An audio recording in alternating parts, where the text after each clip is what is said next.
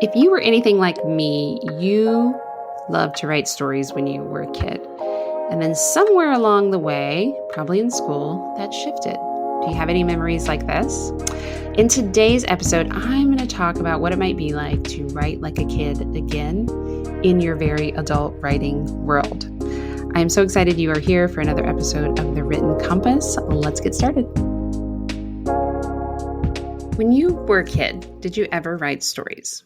I have this wonderful memory of being in my fourth grade teacher's English class. I believe her name was Miss Perkins. And we were asked to write some kind of superhero story. And I came up with this ice cream superhero story. And the reason I'm sharing this today is I want us to feel into and think about what it might be like to tap back into your kid version of you and write like a kid. I'm going to talk to you about what I see kids doing. I'm going to share an article or a blog actually, where this episode was inspired, but I want you to tap into childlike version of you and see what shows up and how this might support you in your writing today and in the future. So first, I'm actually going to start. I have this superhero story that I wrote, and I'm going to be a little vulnerable and share it. It's just this quick little one-pager, and this is from way back in 1988. You are welcome. Okay, Ice Cream to the Rescue is the title. Ah, screamed Rocky Roo in distress. I'm being kidnapped by Scooped Sherbert. No need to scream. There's no one around. Don't be so sure. Whoosh, Supermalt to the rescue. Bam, pow. Yay, Supermalt, you're my hero. Friday, 4:30 p.m., a slight scream was heard. Sugar Sundae was being murdered by Vanilla Villain. The spoon was pointed directly at Sugar Sundae. Then out of the sky came dun-da-da-dun, Supermalt. Bam, ouch, pow. Supermalt, you're my hero. Monday, 12 noon. Rich Ripple yells, robber, while Jewel Cream is stealing the golden diamond. Then the door flies open. Supermalt to the rescue. Bam, pow. Oh, Rich Ripple faints. Supermalt leaves in a hurry. Wednesday, 8 p.m., Banana Supreme is sitting in the sun, beginning to melt, when dun-da-da-dun comes Supermalt to the rescue.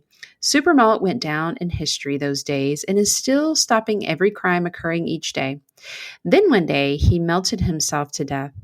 He now is stored in a cup in Governor Chaco's office. Everyone misses Supermalt, but now we have a new hero, the Great Mint. Thank you for indulging me and letting me read that to you. Isn't it fun when we read to each other sometimes? I miss that. I used to read, of course I read to my kids and I still do, but in my classes of big children like college and older, I would still read to them because it's something, again, like this episode is focused on. It's something from our childhood that we just falls away. And so thank you for letting me read that. Obviously, there were lots of interesting things in that story. And I'm not a big fiction writer at all right now. I envy the people who can come up with characters and stories, lines and plots and all of that good stuff. But I share that story because I really want to talk about, like what happened to that little kid version of our writing? What happened to the spark that maybe you used to allow yourself, to come up with these most creative ideas? But here's the thing, like when we're kids, we don't typically know all the quote rules yet. We've often not had that we've just had that inner imagination and curiosity and just this desire to explore, and it hasn't been squelched yet. And I'm going to lovingly call us out as educators. That often happens in education. And so in this episode, I want to focus how we could stay connected to that younger writer version of ourselves. And this was inspired, like I said, by this blog article that I want to share with you. It was written by Dr. Jessica Serker Rubin, and she is a professor of literacy and English education, if I understand, in New Zealand. And she wrote this blog called Sitting Alongside a Young Writer to Mend a Once Joyful Relationship with Writing. And in it, she talks all about her son and kind of parallels a little bit of her experience as a doc student and her son's journey as a young writer. And she talked about how he delighted in his writing, and it came in all shapes and forms, and he would draw stories and he would write cards and booklets and just imagination run wild, kind of like my ice cream superhero story, just all over the place and fun and exciting. And then, unfortunately, during the pandemic, when a lot of schools, shut down and they had to shift, his school assignments started to shift as well and get a little different. And his view of writing went from just sort of this joyous, spontaneous act to a series of tasks to be completed, is what she called it. And this pressure to perform well. So I want to advocate for what I see kids doing in their writing when they're in this initial joyous state and just discovering. And I'm curious how we might be more like them in our quote adult writing. So here's what I see kids doing. They let their imagination run wild. They really let whatever potential character, scenario, characteristics, think about my ice cream superhero story, right? Everything, they just let it fly. And they don't really worry if it's super realistic at all, right? And the people that I work with, they're almost strictly nonfiction writers. So they're writing about things that they've experienced in their life, in the personal growth and kind of business strategy world. They're writing about the ways that they work with clients and some of the strategies that they use in that. And so they're in nonfiction.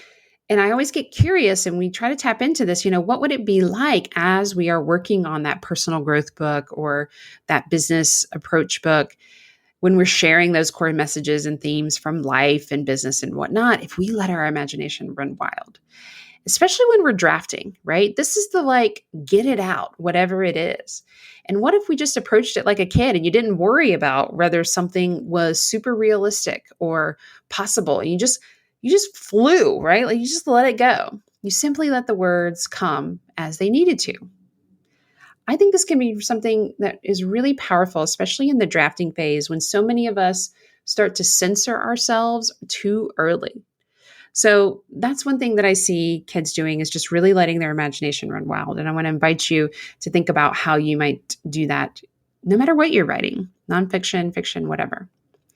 The other thing that I see kids doing is really throwing caution to the order of ideas. They are not worried if the reader can follow them from point A to point B.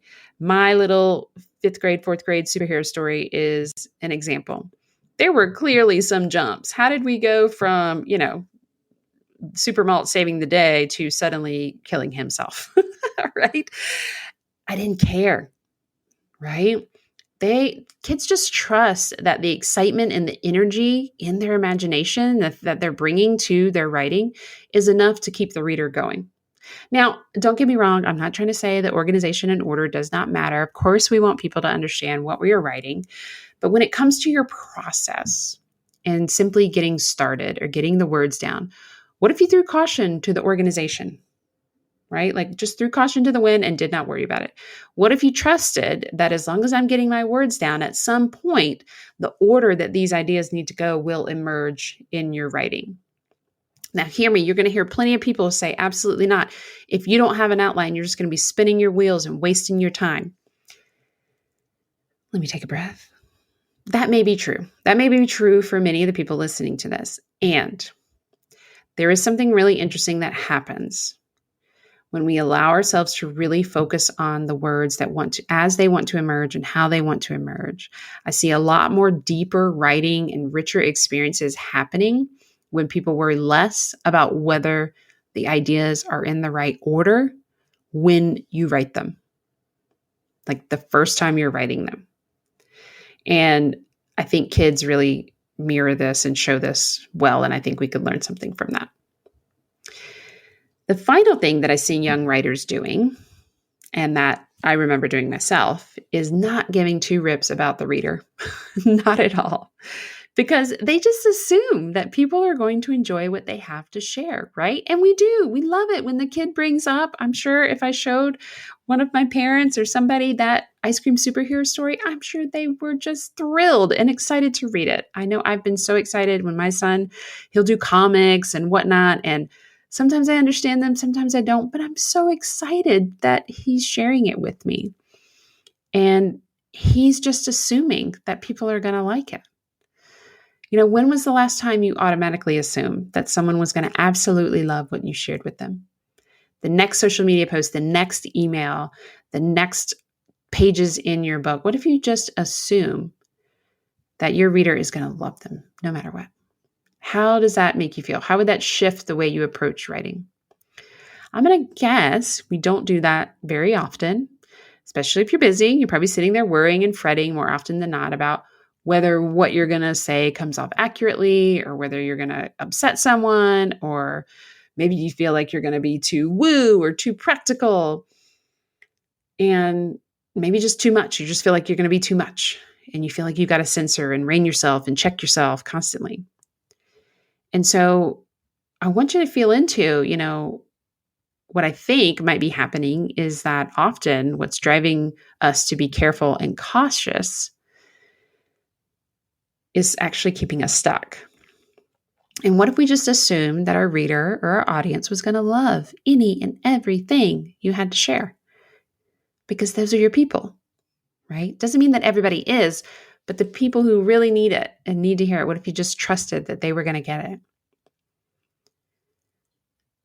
And how much would that shift your writing, right? And how much would that shift the way you approach it? So how can you be a little more like a kid in your writing today, this week, this month, this next project? How can you let your imagination run wild like they do? How can you throw caution to worrying about the order of ideas?